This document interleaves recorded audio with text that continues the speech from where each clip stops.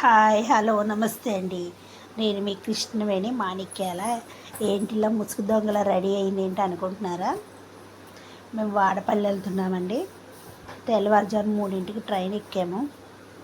వాడపల్లి వెంకటేశ్వర స్వామి దర్శనం చేసుకుంటే మంచిదన్నారు. 7 వారాలు వెళ్ళాలంట. అది వెళ్దామని డిసైడ్ అయ్యాం. మా చెల్లి కూడా రెడీ వెళ్తాం.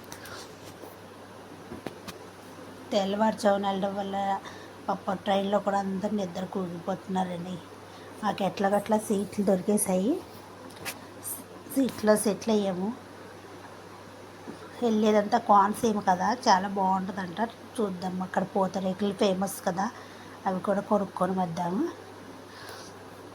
7 వారాలు దర్శనం చేసుకొని వడ్డీ వారం ఇంకొక వారం దర్శనం చేసుకోవాలని చెప్పారు. అందరూ వెళ్తున్నారు.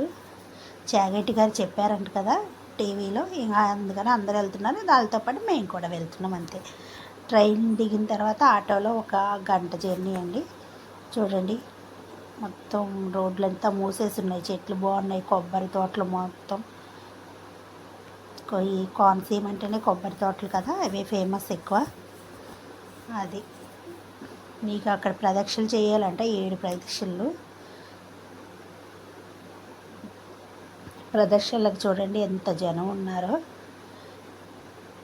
తోసుకొని మరి ప్రదక్షిణ చేస్తున్నాడు. 7 ప్రదక్షిణ చేసి ₹7 కాయిన్స్ ప్రదక్షిణ, ఒక కాయిన్ హుండీలో వేయాలంట. దర్శనం వీడియో తీయలేదండి, తీనివ్వరు కదా, ఫోన్లు బయట పెట్టేసి వెళ్తాము. 7 ప్రదక్షిణలు అయితే చేసాము. దర్శనం చేసుకొని లోపల రూపాయి కాయిన్ నుంచోపెట్టాలి. అనుకుని ఏదైనా కోరుకొని నుంచోపెడితే అది జరిగిద్దంట. అందుకని అలా ప్రదక్షిణ చేసి కాయిన్ నుంచోబెట్టా.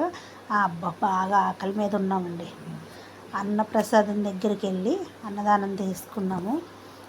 చాలా ఆకలి వేసేసింది నాకైతే. ముందు కళ్ళు తిరిగిపోయినాయి. భోంచేసి ఇంకా వెంటనే బయలుదేరిపోయాం. ధవళేశ్వరం కాటన్ బ్రిడ్జ్ అంటారు కదా, ఆ బ్రిడ్జ్ మీదే బస్సులో స్టార్ట్ అయ్యాం రాజమండ్రికి ట్రైన్ కోసం. చూడండి, అసలు భలే ఉంది అక్కడ. వాటరు సముద్రం వాళ్ళలాగా పొంగి పొర్లుతూ ఉంది.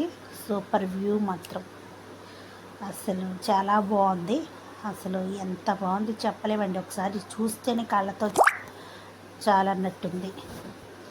ఒకసారి ట్రై చేయండి మీ అందరూ కూడా. ఒకసారి వాడపల్లి రావడానికి, కోనసీమ అందాలని చూడడానికి.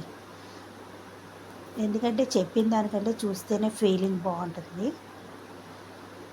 నచ్చితే లైక్ చేయండి, షేర్ చేయండి, సబ్స్క్రైబ్ చేయండి ప్లీజ్.